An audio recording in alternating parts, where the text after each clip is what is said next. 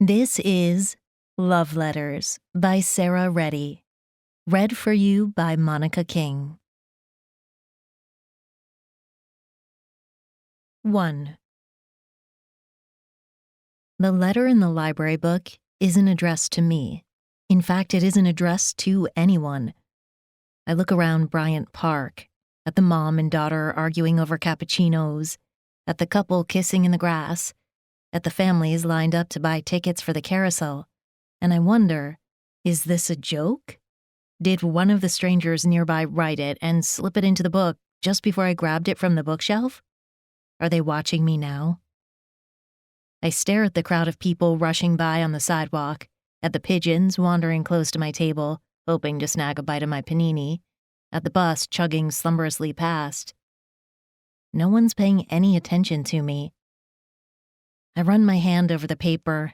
It's just common printer paper, nothing special or unique. But the letter's handwritten, using a fine-tipped archival ink pen, and the writing, the words. I touch them and it's like I can feel him through the page. A taxi horn honks. I jump and pull my hand from the paper. There's only one thing to do. I call my friend Chandra. What, are they out of paninis? No, listen. My voice is urgent. My heart thumps in time to the dotted I's and the crossed T's. Remember how you always said I'm too picky, that there isn't a single man in the universe who can meet my list of requirements? Well, I found him. I don't know how, but I found him at that little outdoor library in Bryant Park. You won't believe it. I mean, you will because I'm telling you, but there's actually a guy out there who's everything I ever said I wanted. Holy crap, is he there right now? I look around, trying to find the man who wrote this letter and left it in a library book. No. Okay, so he left, but did you get his number? No. Hannah, are you kidding? You met the man of your unrealistic dreams and you didn't get his number? Well, it's complicated. Fine. Where's he from? Does he live in the city? I don't know. Okay. She sounds discouraged. What's his name? I don't know that either. I look at the letter. It's signed, I miss you, J, so I have an initial. Seriously? Fine, what does he look like? I don't know. Holy, unbelievable. Please tell me that after he checked all the boxes on your true love list, you can at least find him again? Hannah. I imagine Chandra pacing back and forth in our office, avoiding the stacked archive boxes, and getting worked up, which is her favorite state. Okay, so this is going to sound crazy. It already sounds crazy. But I got a book from the library cart in Bryant Park, and in it, I found a letter. I let the words hang meaningfully. Oh no. No. Chandra knows exactly what this means.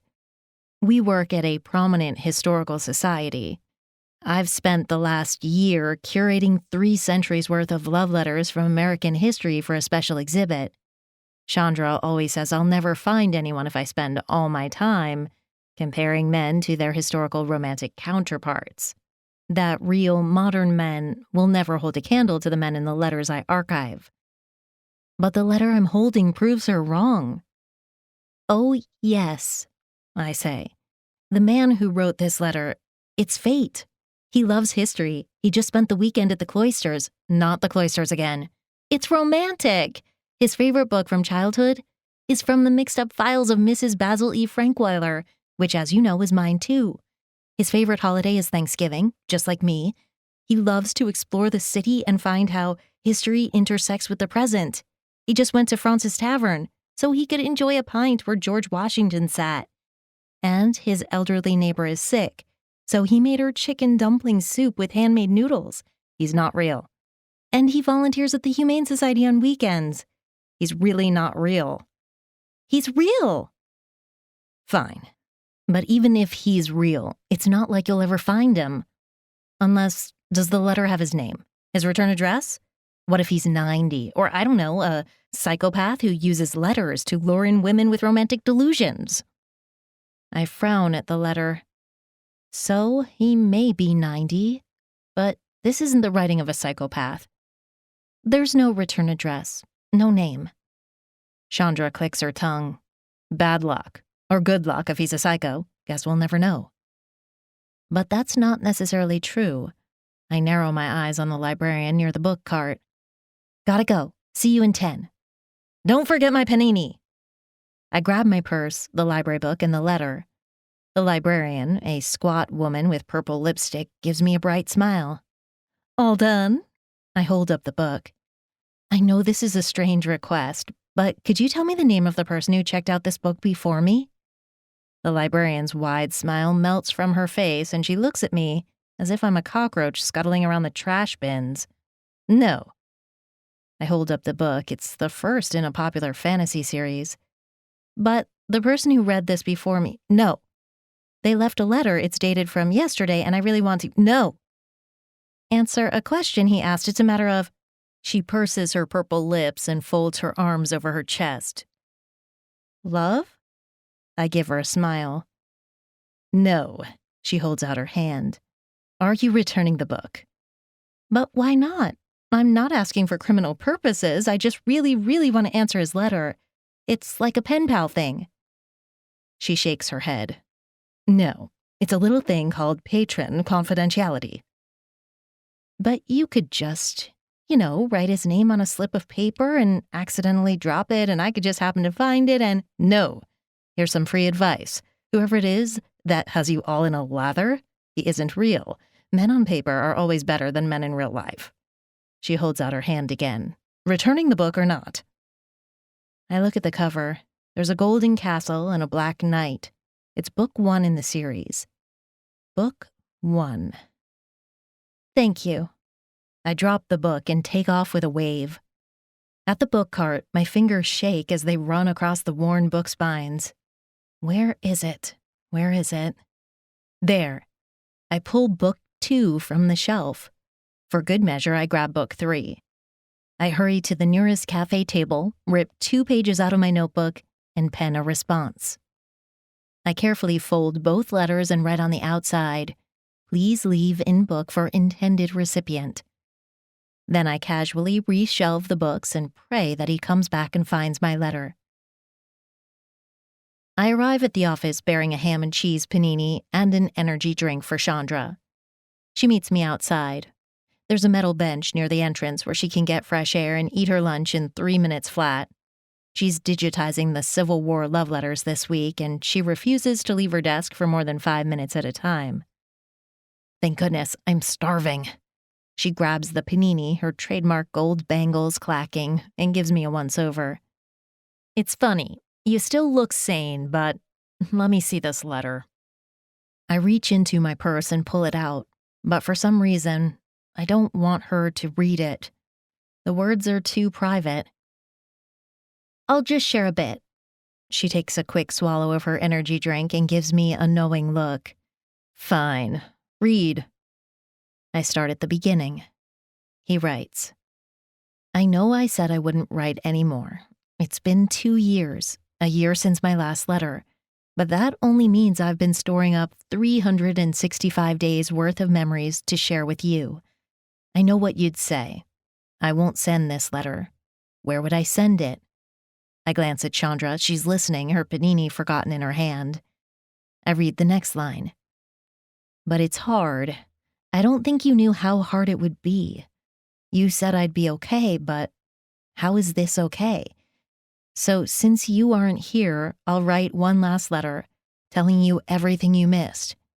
And then I'll let go. It's funny, I live in a city of millions, but I only want to see one person, and I can't. So I'll tell you everything, just like I did at the end when you asked me to describe every detail of my day, so it felt like you were there. Jeez, Chandra says, letting out a long breath. I grip the letter and nod. He goes on.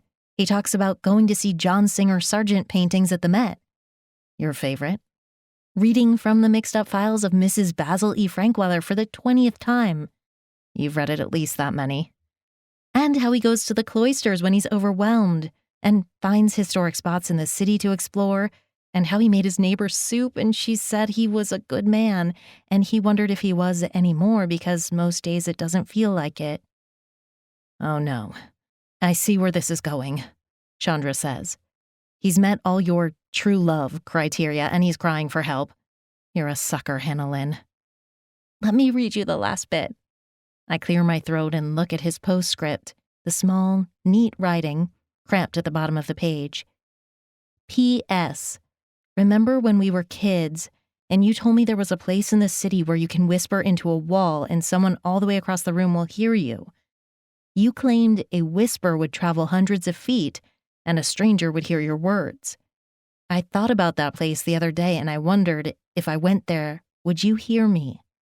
I don't think it's a real place, but I wish it were, because I'd go there and I'd tell you, not that I miss you, because you know that, but I'd tell you goodbye since I never got to say it. So if it is real, maybe you could find a way to tell me. Take care of yourself. I miss you. Jay. I carefully crease the letter and put it back in my purse. You know where he's talking about? Chandra asks. Yes, the Whispering Gallery at Grand Central. I look at the bright blue summer sky and I wish I knew where he was so I could tell him right away. Chandra nods, then tosses her trash into the bin. It's time to get back to work. Don't look now, she whispers, major a-hole incoming. Unfortunately, whenever someone says don't look, my natural response is to look. Chandra sighs when I turn to stare. It's Corbin. Of course it's Corbin. Who else would it be? The thorn in my side. The bane of my existence. The King George III to my George Washington. The Montague to my Capulet. Do you remember when he fired you? Chandra asks. How could I forget? I'm the one who got fired. Corbin moves toward us through the crowded sidewalk, like a shark cutting through a school of helpless minnows. He towers over everyone. He's at least 6'3". Of course, he's in a crisply tailored suit. It's navy blue with a white shirt and a blue tie. There isn't a speck of personality, softness, or joy anywhere on his person. He's the most stiff, uncompromising man I've ever had the displeasure of knowing. Remember when you thought he was good-looking? Until he opened his mouth. And you thought he could be the one. Don't remind me. And you asked him out for coffee. I was misled by a pretty face. Now I know better. I pat my purse. Letters are the entry into a person's soul. Letters show passion, connection, and love. On that note, see you inside. She hurries away, and I realize why when Corbin stops next to me. Why? Why do all the devils have to be so beautiful? And why, even after it became clear that Corbin is a cold, insensitive, unromantic, history-hating jerk, do I feel like I want to take years exploring him, trailing my hands over the length of him, like I'm wandering the halls of a world-renowned museum? Even now, with him frowning at me, his gray eyes clouding, his lower lip turned down, I want to reach out and touch him. I grip my purse, remembering the letter inside. That man is a good man. The man in front of me? He's not. Miss Lynn. Corbin nods at me, a forceful tilt of his jaw. Mr. Ryan? I turn and march back toward the entrance. He keeps pace, his stride long. I overheard you and Chandra. I didn't take you for a romantic. My heart stutters. Did he hear Chandra say I thought he was the one? You heard? He frowns. That letters are the entry to a person's soul. I didn't take you for a romantic. Oh, thank goodness, he didn't hear. I tug the door open, the air conditioning and familiar smell of marble and artwork blow over me. Corbin follows me inside. He does work here as the head of finance and operations, after all. I'm not a romantic. I lie, stalking toward the elevator. Maybe I'll get lucky and he'll take the stairs. He doesn't. He stands next to me at the elevator bank and gives me a disbelieving glance. I must have misheard. I thought you claimed letters lead to love. In my opinion, letters make it easy to give promises that will never be kept. A lie written is easier than a lie spoken. Angry heat washes over me. Maybe for someone like you, but for honest, good people, letters, they're one of the best ways to connect and fall in love. The elevator doors open with a whoosh. I stalk inside. Corbin follows, the heat and nearness of him taunting me. I've always hated how my body has never gotten the message my mind so clearly relays. He's terrible. I disagree, Corbin says. You can't love someone without ever meeting them. Love letters are a lie lonely people use to fool each other.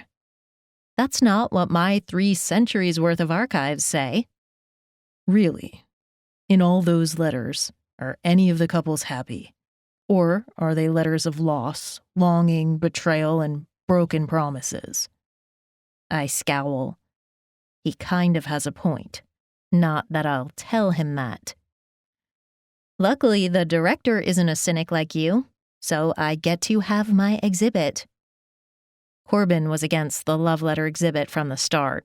He said it was sentimental garbage and a monumental waste of time, money, and resources. Luckily, he was overruled. Yes, well, the world needs cynics too. And while you're stuck reading letters in the basement, I'll be connecting with real people. At that, I reach for the B button on the elevator. Corbin reaches at the same time, and our hands tangle.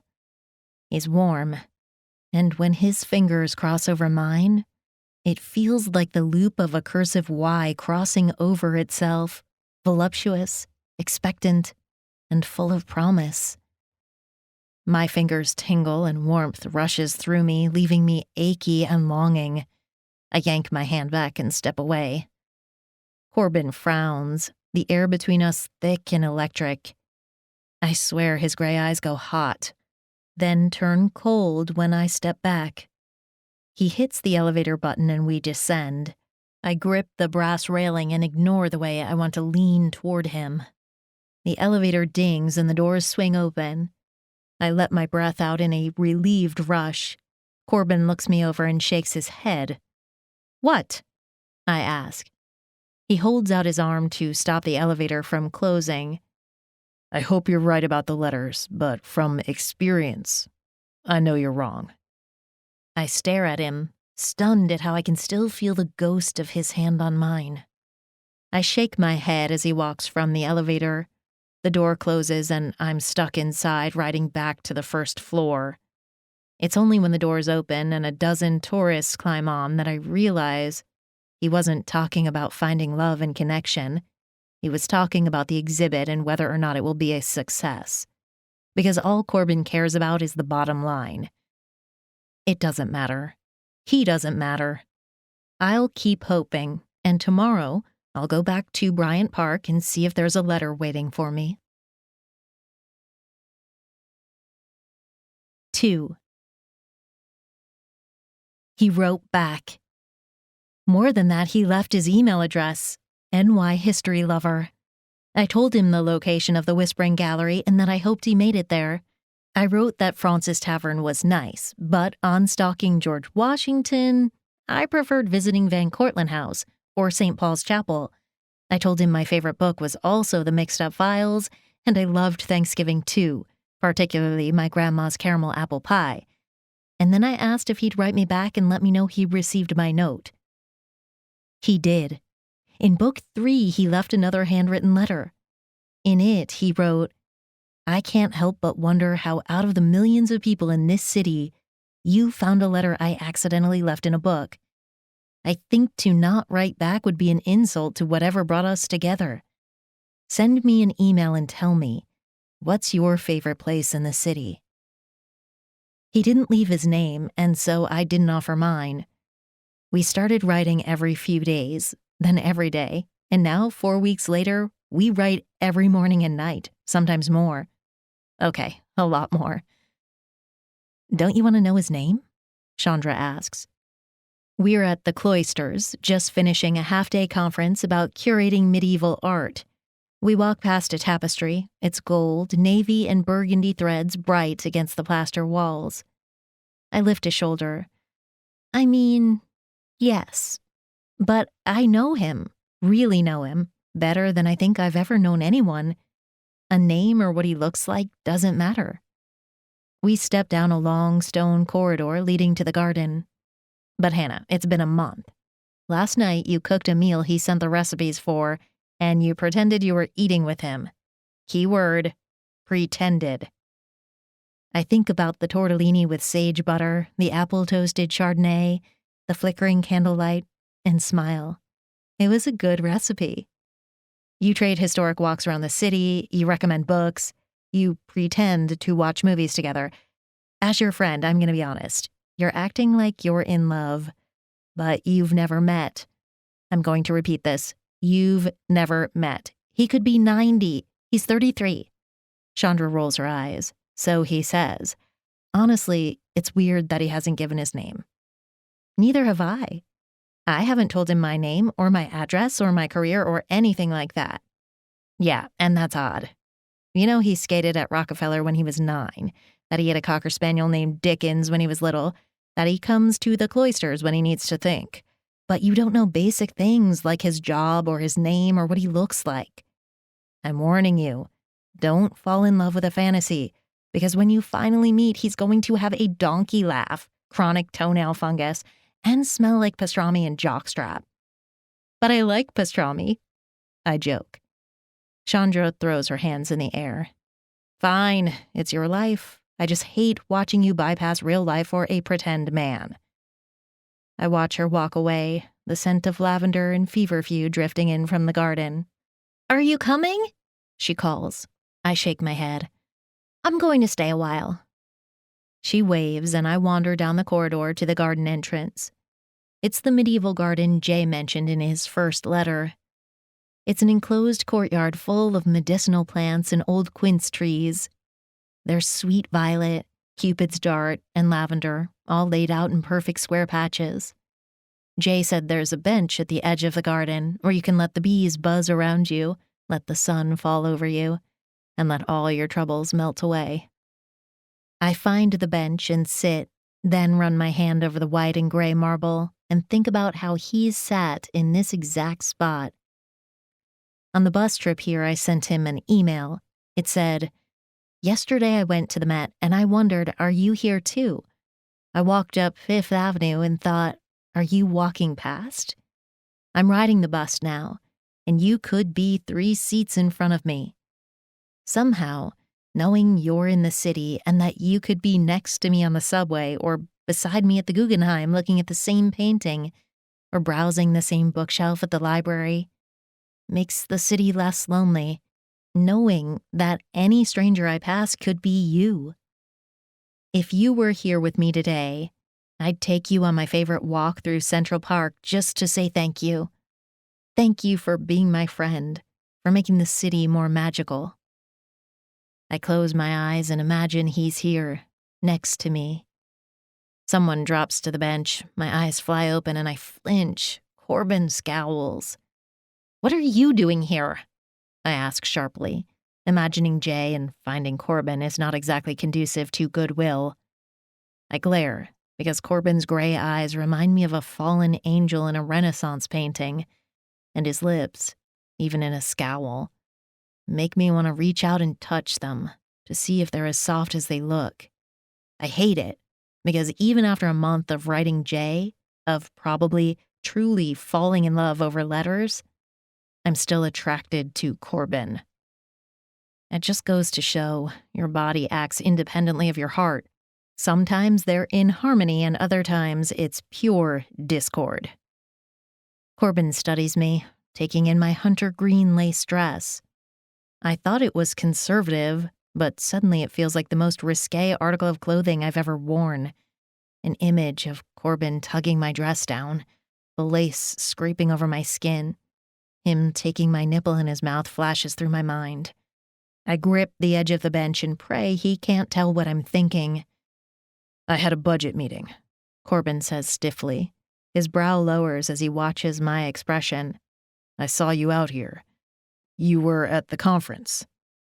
I nod, my throat tight.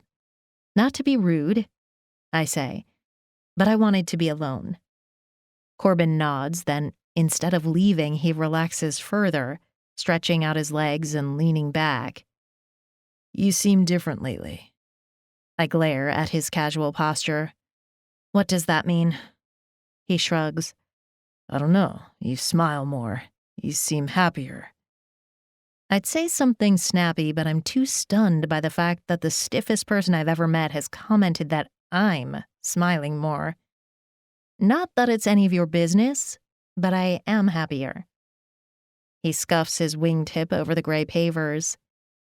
That's good, he finally says, tracing a groove in the stone, not looking at me. I get annoyed, remembering his insistence that no one can fall in love from letters, that letters equal lies, and that he knows from experience that I'll be disappointed. Him being here, sitting in this place, goads me into saying, "For your information, I've met someone. He's amazing. There isn't a cynical bone in his body, which makes him perfect." There's a flash of something in his eyes that makes my chest tighten. He looks at my lips, then turns away. For some reason, he seems frustrated that I'm here. Well, newsflash, I'm frustrated that he's here, on this bench. He stares across the garden at the stone columns. How'd you meet? An uncomfortable itch travels up my spine. Well, we haven't exactly met. He turns quickly and frowns. I fidget with the lace on the edge of my dress. How do you know he's perfect, then? I mean, we've met online. He lifts an eyebrow. Aha. I lean forward, sensing insincerity. What do you mean, aha? Let me guess. You matched with a guy on a dating site. He says all the right things, writes all the best messages, tells you everything you want to hear. He's charming, he's sensitive, he's sweet. No, not really. Corbin continues. He likes all the things you like. He does all the things you do. Not so much, I say. There's no way I'm telling Corbin he's spot on. I'll break it to you gently, he says. You don't have to break anything. I'm gonna break it. I'd rather you didn't. He's in his mom's basement. What's your problem with basements? I work in a basement. I like basements. And has 50 internet girlfriends he's stringing along that he'll never actually meet. That's not true. Have you met? No, but... And he'll eventually ask you for your bank info, or naked pictures, or, I don't know, for you to buy him an airplane ticket to visit his sick grandma in Ethiopia. You are a strange, strange man. You're being played. Haven't you learned anything from your letter exhibit? Didn't you and Chandra just put a letter on the office intranet last week? That colonial guy who sent love letters to his other wife, the one in Concord. It was sweet. It was polygamy. Okay, yes, it was polygamy, but the letter was sweet. No, Miss Lynn, it was a lie. Just like your internet boyfriend is a lie. Suddenly, I realize Corbin and I are only inches apart. Our hands nearly touch, our faces, our lips a breath away from each other's, and our eyes are locked. The air between us is hot and forceful. We're like two magnets who can't decide whether we repel each other or are drawn irresistibly close. I lick my dry lips, and Corbin breaks eye contact to stare at my mouth. I feel his gaze, like the hard press of his lips over mine. He isn't a lie, I say, my voice raw. He's the best thing that ever happened to me. Corbin's jaw hardens and his eyes rove over my face, taking in my expression. Everywhere he looks, my skin tingles, as if he's stroking me. I wonder how many lies he had to tell for you to say that. I have a response, but I can't remember it because the scent of lavender is making me dizzy. Or maybe it's Corbin's mouth, so close to mine that it's barely the space between the two words. He leans closer. I can smell the scent of his shaving soap, clean and fresh, straightforward, just like him. His fingers brush mine, like pen stroking paper. His hand tangles with mine, and I stare into his eyes. In them, I can see our kiss. He'd take my mouth, lick my lower lip, suck it like the juice of a ripe plum, and then he'd push me to the warm bench, cover my body with his, and he's going to kiss me. Corbin is going to kiss. I gasp and jump away, scoot to the edge of the bench. I don't want Corbin to kiss me. I don't want Corbin at all. I want the man from my letters. Corbin blinks, shakes his head like he's coming up from underwater, and lets out a ragged breath. When he looks at me again, his eyes are shuttered. I stand and step back, my feet scuffing over the stone pavers. I hold up my purse like a shield against the ludicrous temptation of Corbin Ryan. Hot embarrassment and stomach-churning guilt wash over me at the tight smile Corbin levels my way. As if he's saying, "See, your fantasy man can't give you that, can he?" He's horrid. He's horrible. A bee buzzes past, and the breeze can't cool my burning cheeks. Guilt stings me, and Corbin's smile urges me to speak before I think. "I'm sorry if I gave you the wrong impression," I say, my voice tight. "But just to make myself clear, I don't like you. I will never like you. I think you're cold and cynical." He raises an eyebrow, and I push on, waving at the marble bench. "This stone bench has more personality than you. You think I'm a fool to love a man I've never met? But I can tell you this, at least he's capable of loving and of being loved. Your heart beats for budgets, and your soul is made of numbers. Unlike him, you'll always be cold and alone because you're too cynical to care about anything or anyone but numbers on a page." The silence is dreadful and loud. Slowly, like a poppy opening in the morning, mortification blooms over me. Finally, Corbin clears his throat. "I see." He stands and tilts his head. "I hope you enjoy your weekend." He walks briskly from the courtyard, and I drop to the bench. "What?" I gasp. "What is wrong with you? What were you thinking?" I take a deep breath and pull out my phone. There's an email from NY History Lover. With shaking hands, I open it and quickly read his lines.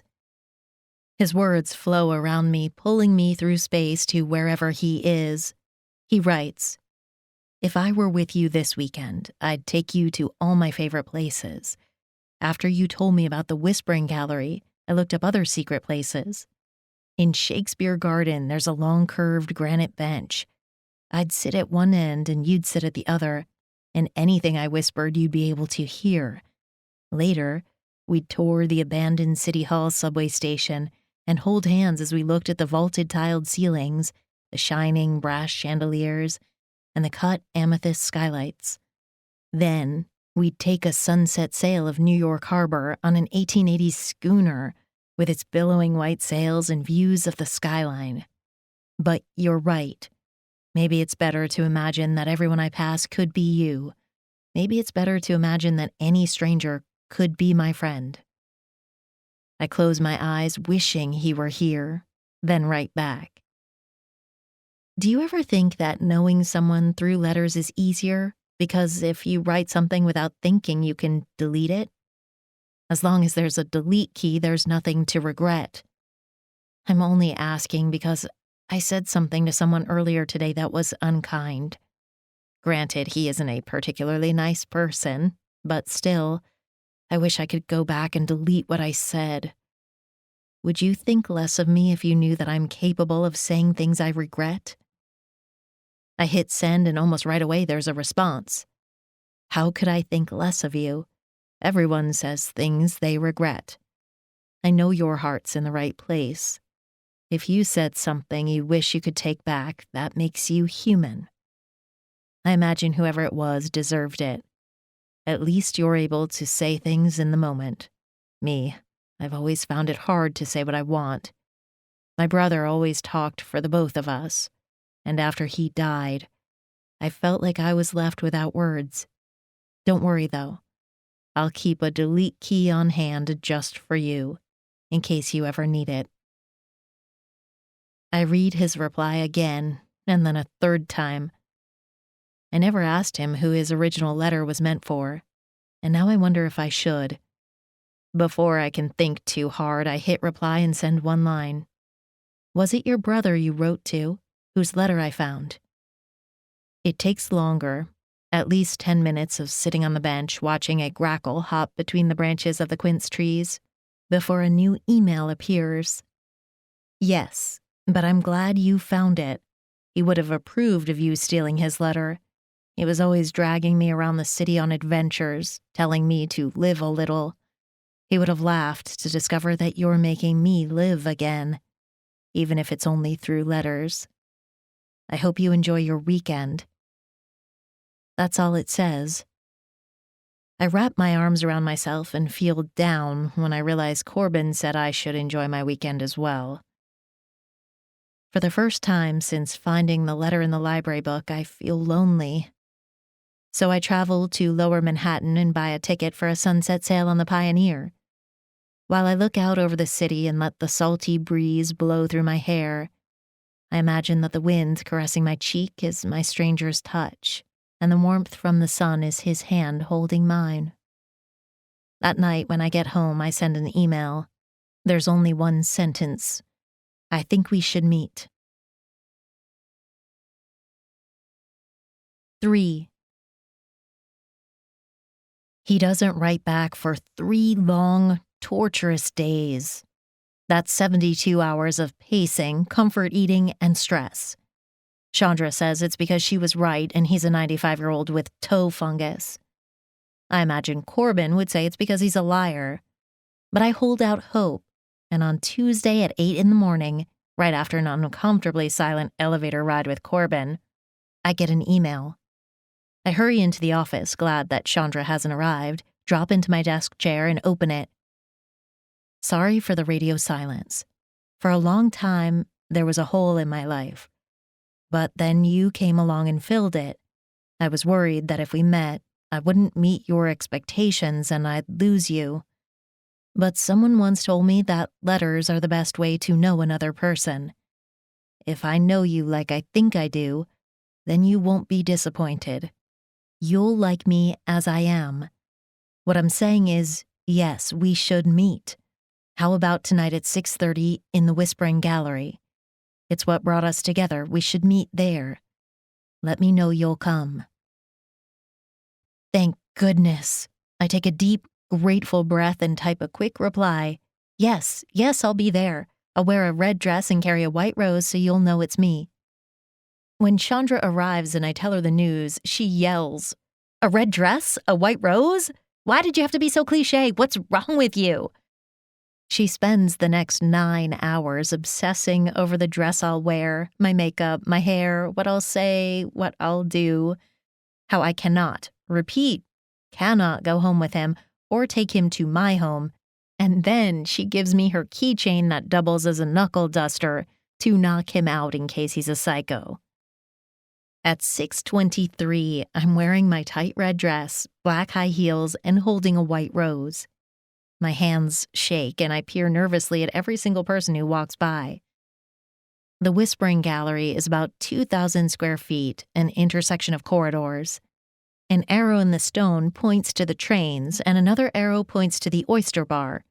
The ceiling is rounded with herringbone-patterned sand gold tiles that descend to cream-colored stone corners, where you face the wall and whisper your secrets.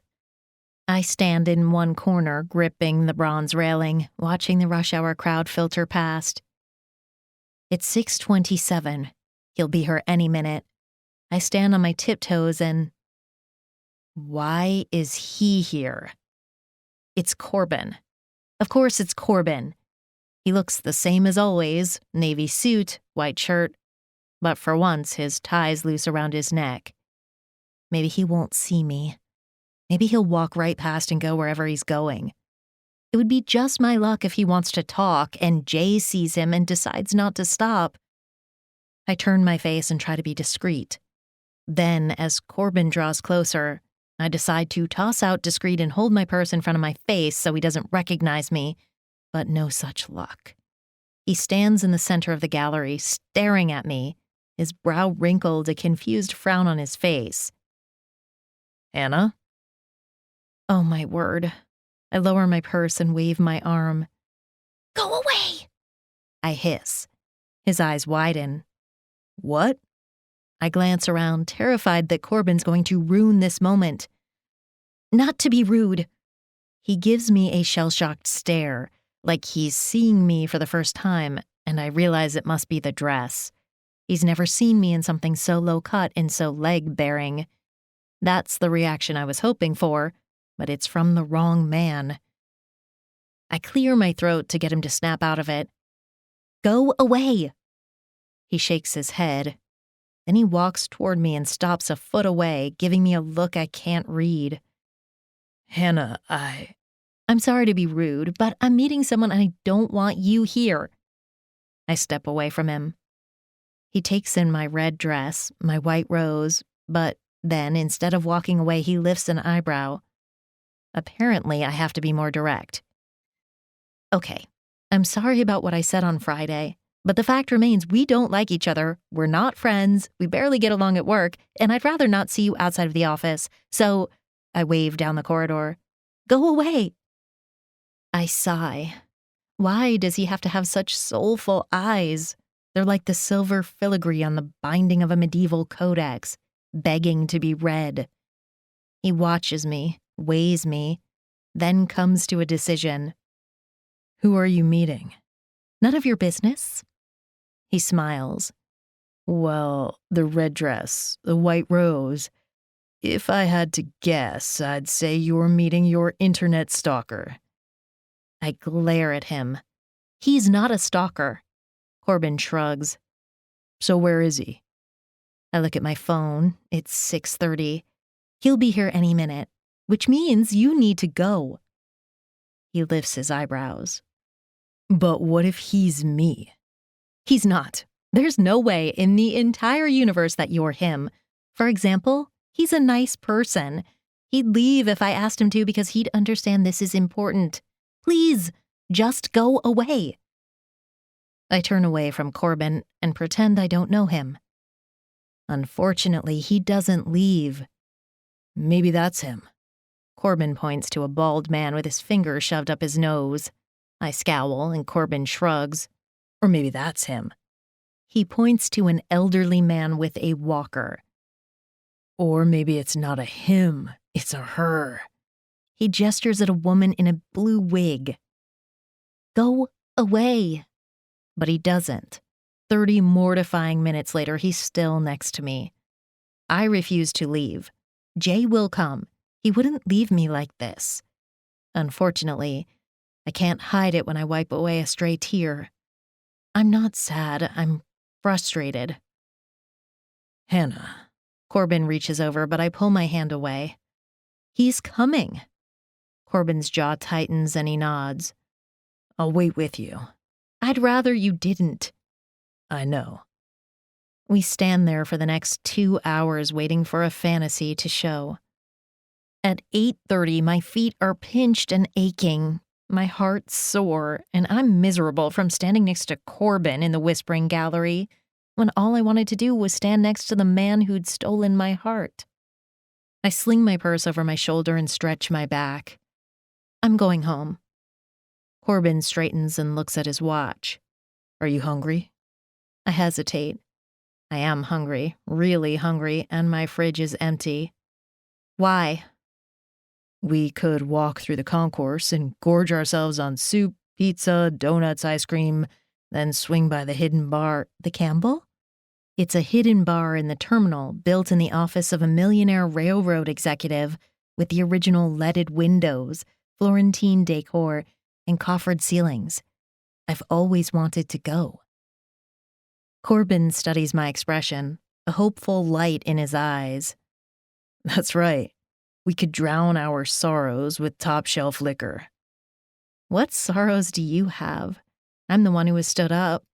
You're right. Letter writers are liars. I agree with you. Love letters are for loss, betrayal, and broken promises. All right, that's enough cynicism for one night. Come on. He grabs my hand, and when an electric tingle pulses through me, I consciously decide not to pull away. He's not all bad. He's especially not bad after a slice of pizza, 2 donuts, and 3 martinis. I like you, I tell him, leaning into him at the bar. The corner of his mouth hitches up, and I smile. Do you remember when you fired me? I rest my head on his shoulder. It's a really comfortable spot. I didn't fire you. You did. I hold onto his arm and stare at the shining wall of glass behind the bar. You said, Miss Lynn, your employment is terminated. And that was only hours after I invited you out for coffee. I thought you were cute. I thought we could. Never mind. The director fired you. I merely relayed the message. And I spent the next 2 weeks trying to find out who actually shredded the archival documents, which led to you being rehired. I stare at him in shock, at the line of his jaw, at the shuttered expression in his eyes. You did that? He merely sighs, so I rest my head on his shoulder again. I always thought the intern who accidentally shredded an entire collection worth of Revolutionary War correspondence was found out by the director. I didn't realize Corbin sought the answer for my sake. I'd been fired because I'd kept the collection overnight at my desk, and even though I denied shredding it, I was the most likely culprit. But when the intern confessed, I was rehired. I didn't know Corbin was the reason I was brought back on. You're nicer than I thought. He makes a non-committal noise and helps me off my bar stool. I'll take you home. I hold his arm and close my eyes, trying to picture what this night would have looked like if Jay showed up. But the only face I can see is Corbin's. At the corner of 43rd and Lexington, he hails a cab. We sit in the back, and I don't let go of his arm. The city's a blur of white lights until we pull to a stop in front of my building. I live in an old stone townhouse, converted to apartments, and at my door, Corbin steps back carefully and gives me a small smile. I hope your night wasn't a complete disappointment. You should come in, I say, suddenly not wanting the night to end. He frowns and the crease between his eyebrow deepens. Why? I look at him and let myself accept what I've known since he first came to work at the Historical Society 2 years ago. There's something between us. A pull, a connection, a long-resisted desire. I'm tired of resisting. I don't know Corbin very well, but I could. I think getting to know him would be like reading thousands of letters spaced out over years. Why? I ask. He nods, a careful, cautious expression on his face. Well, I think maybe my letter writer not showing up was a good thing. Maybe we're not meant to meet. Maybe our letters were only meant to help me open up to possibilities and see that there's life right in front of me. I shrug. Like you said, I'll be stuck in the basement reading letters while you're out there connecting with real people. But I want that too. I want to live too. He shakes his head and I can tell he's going to say no. Hannah, that's not... Before he can say more, I stand on my tiptoes and press my mouth to his. He tastes like candied orange and rum and longing. He stands still as I taste him. Then he makes a harsh sound, and if I didn't know it before, I'd know it now. Corbin Ryan isn't cold.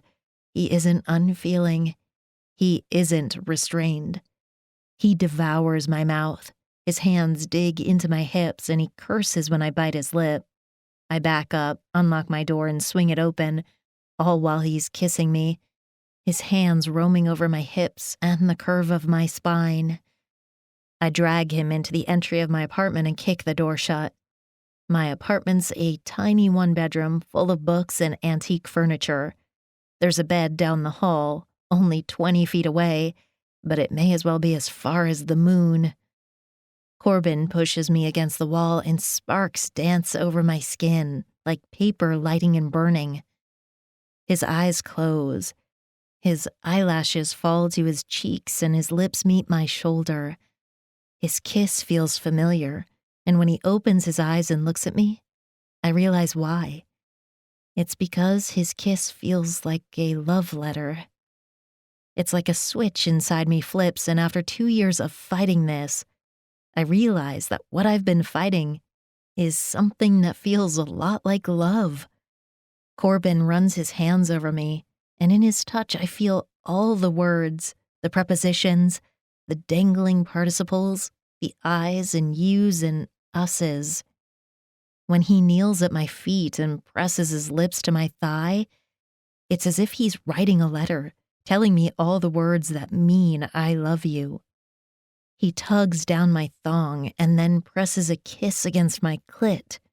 His mouth is hot and insistent. I dig my fingers into his shoulders and hang on as sparks fly, and I ride his mouth. He holds me against him, and I cry out as the pressure builds and builds until it's so much that my knees lock, and Corbin holds me up, his fingers gripping my hips, holding me tight, as wave after wave consumes me and a bright glowing light floods me. All I can do is feel and feel and feel. He's making love with his hands and his mouth and his body. I close my eyes, the sensation's too much. I sink to my knees and rest my cheek against his. Corbin was right. He was right all along. Letters can't keep you warm. I've never felt so much connection. I've never felt so well loved. But as much as it feels good, it also hurts. He presses a soft kiss to my lips. Hannah, I'll be your letter writer if you want me to be. My heart breaks at the vulnerability in his eyes, and I wonder if it's possible to love two people at once. The words of one and the feelings you have with another. But no, I don't think it is. And it's not fair to either Jay or Corbin to pretend otherwise. I'm sorry, I can't. Corbin pulls away, a stricken expression on his face. No, I mean, I don't need you to be him. You can be you. You don't need to be someone else. He studies me. You love him, even though you only know him through his letters. I do. He closes his eyes, and when he opens them, there's resolve there. I should go. I swallow the sudden lump in my throat, stand and smooth my dress. Corbin reaches out and tucks a lock of hair behind my ear. For some reason, it makes me want to ask him to stay. Not for the night, but for forever. Goodbye, I tell him. Goodbye, Hannah. I stare at the door long after he's gone, wondering why him going felt like leaving a letter unopened and unread. 4. He didn't come, I tell Chandra. You're kidding. I knew it, he wasn't real. He was too good to be true. Did you write? Did he tell you why he didn't show? I shake my head and stare at my computer screen. I did send a quick email to Jay asking if he was okay, but he didn't respond. It's fine. Corbin was there. Excuse me? How's that fine? You hate Corbin. I don't hate him. Chandra scoffs. Then she narrows her eyes. I just thought of the weirdest thing. What if Corbin is your letter writer? He knows history. He also works near Bryant Park. He's intelligent. It's not Corbin, I say. I spent half the night lying awake trying to convince myself Corbin and my letter writer were the same man. I even reread all his letters, and when I did, I could only hear them in Corbin's voice, but still, it's not him. Chandra shrugs and turns back to her computer. Maybe. By the way, did you see this last letter? It's from a Union soldier writing his wife. He died in battle 2 days later. I hit my hands against my desk and stand. What? Chandra asks.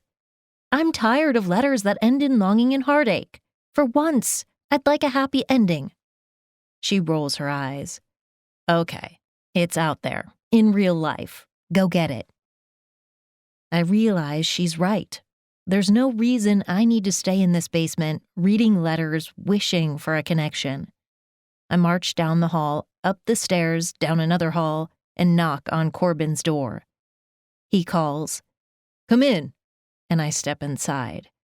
He looks at me in surprise, and I smile at the crisp line of his suit and the sparse cleanliness of his desk. "What are you doing tonight?" I ask. He blinks, and I smile. "Right. You're coming with me on a historic walking tour of the East Village." "I am?" I nod. "You are." So he does. And the next night, he takes me to the abandoned City Hall subway station, and I try not to think about the fact that Jay was going to take me there and hold my hand as we gazed at the vaulted ceilings. The next day, I take Corbin to the oldest coffee shop in the city, and we have cappuccinos and croissants and read medieval poetry in terrible accents. And the next weekend, we go on a mission to find all the secret spots in Central Park, including the Whispering Bench in Shakespeare Garden. I whisper, "I think we're friends." And he whispers, "I know we are." And so every day after, we go on walks, explore museums, argue and laugh, and sit on benches in the parks across the city.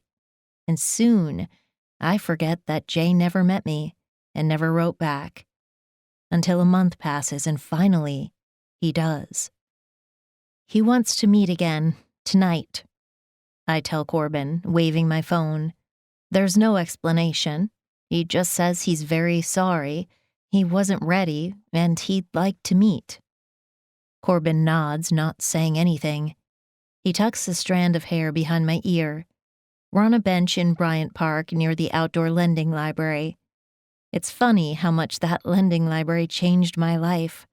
If not for that library, I wouldn't be sitting next to Corbin right now.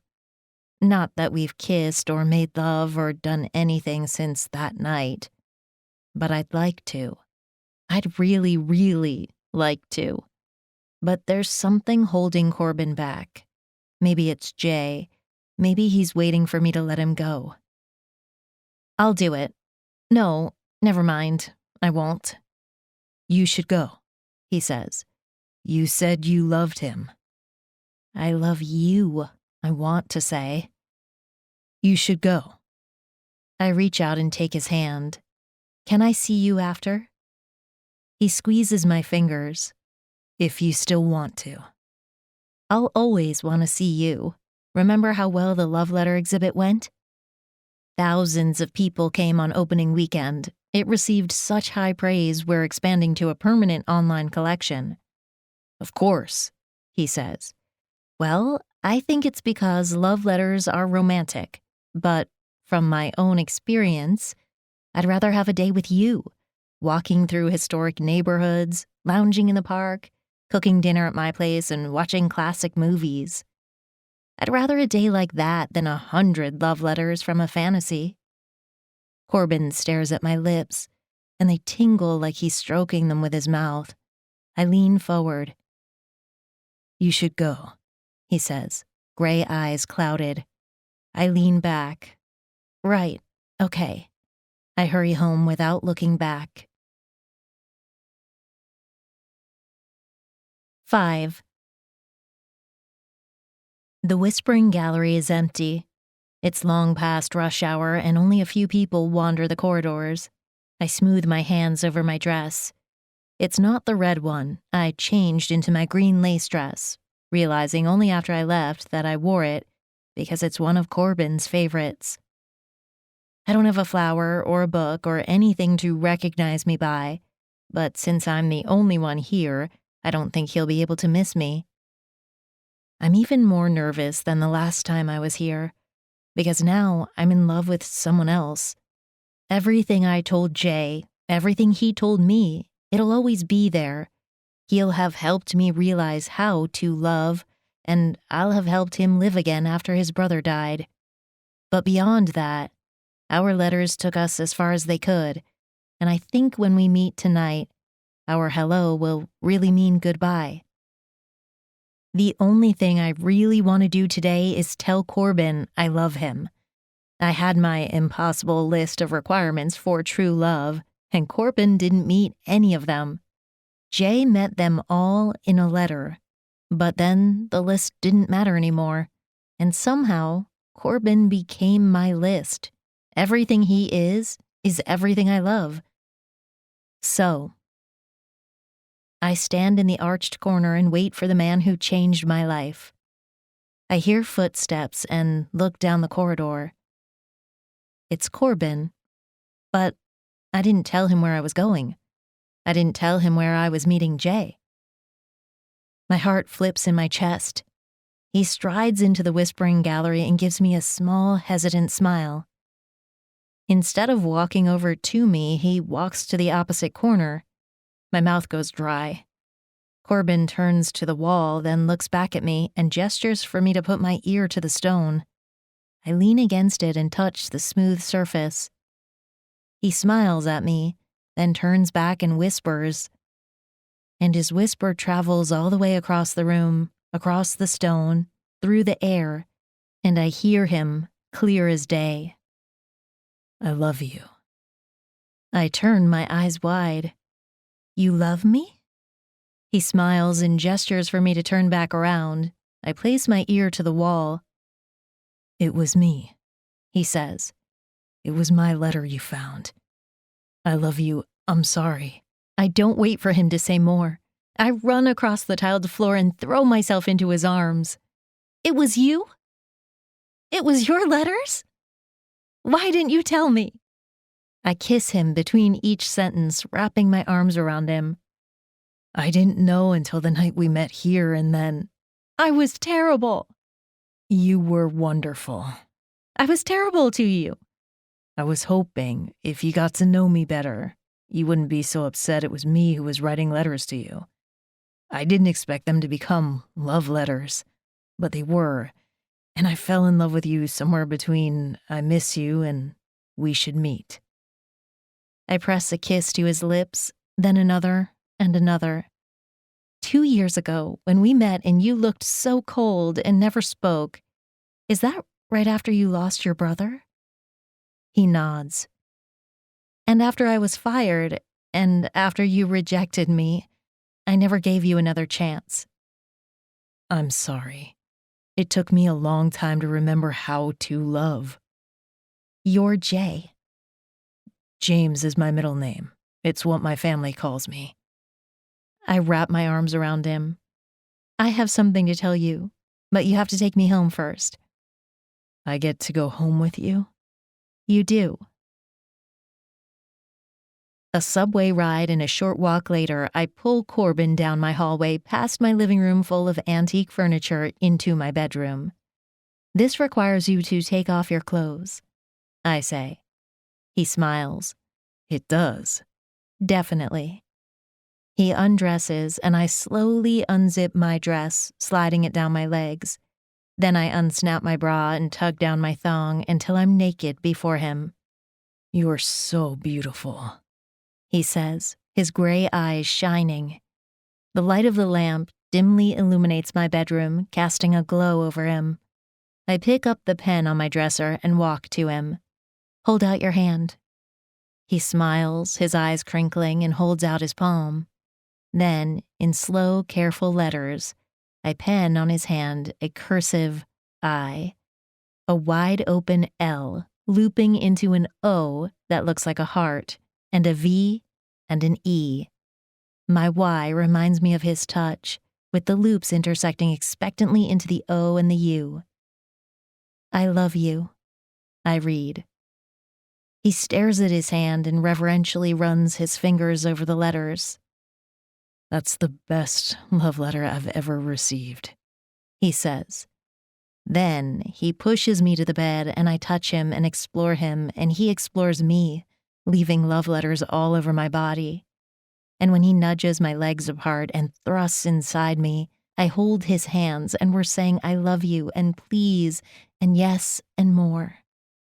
And when loving him becomes so consuming that I don't have any words left, I hold on to him and tell him without words how much I love him, how I thank fate for bringing him to me, and how lucky I am to have found him. He thrusts deeper and harder, takes my lips in a consuming kiss, strokes his fingers over me until I'm coming. Then he makes a low noise in his throat, thrusts desperately as he calls my name. He loses himself in me, and I cry out, clench around him, and come undone. He kisses me, pulls me to him, and rests his forehead against mine. I love you, he says. I love you too. I'm going to marry you. You know that, right? I smile, moving closer. I know, but one question. He nods, so I ask, when you started writing me, did you ever think we'd end up here? He kisses the corner of my mouth. Not even in my fondest dreams. Then he gently traces his hands over me, and I forget about dreams, because he's right. There's no love letter, no dream, nothing that can match this perfect moment. So we stay in bed, make love, and learn all the different ways that two people can fall in love over and over and over again. This has been Love Letters by Sarah Reddy, read for you by Monica King.